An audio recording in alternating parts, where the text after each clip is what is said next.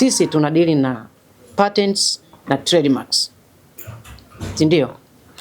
Patents na trademarks. Naomba nianze na trademarks.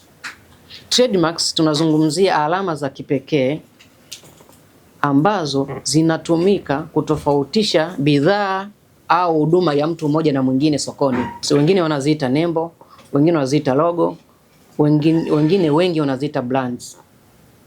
Hizi ni alama za kubuniwa ambazo zinatofautisha bidhaa ya mtu mmoja na mtu mwingine sokoni au huduma ya mtu mmoja na mtu mwingine sokoni. Lakini vile BRELA inatoa leseni za viwanda. Leseni za viwanda vyote Tanzania hapa vinatakiwa viwe na leseni kutoka BRELA. Inaweza kuwa kiwanda kidogo, kiwanda cha kati, kiwanda kikubwa, vyote vinatakiwa kupata leseni. Za biashara, za viwanda. Za biashara zimegawanyika A na B. A inatolewa BRELA, B inatolewa na halmashauri. Ile A ya BRELA maana yake inategemea na kuna sura ya kitaifa, kimataifa na sera maalum. Kwa mfano hizi kwanza microcredit. Kisha microcredit kule wanakopesha watu au mabenki wote wanaomba BRELA. Kwa manufaa ambayo tumeelezewa hapa, naona kuto kusajili biashara yako ni kwamba kunaweza kukuletea changamoto, baadaye hata ukanyang'anywa biashara yenyewe na watu wahalifu, hasa pale unapoanza kufanikiwa.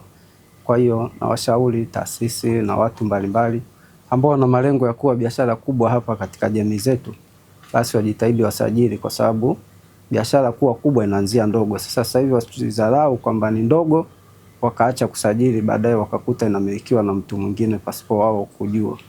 Sisi kama wanafunzi wa ECA kwenye somo la biashara tunajifunza kuhusu usajili wa biashara Tanzania, na kuweza kuja hapa tumejifunza mambo mengi sana, kwa sababu shule tunajifunza kuhusu tu BRELA inachofanya na kazi zake, lakini tumekuja hapa tumeweza kujifunza mambo mingi sana, kwa sababu tumeuliza maswali, tumefafanuliwa kila kitu kinachoweza kutokea usipojisajili biashara. Kwa hiyo kuja hapa leo tumejifunza mambo mengi sana ambayo mimi nadhani darasani pekee tusingeweza kujifunza.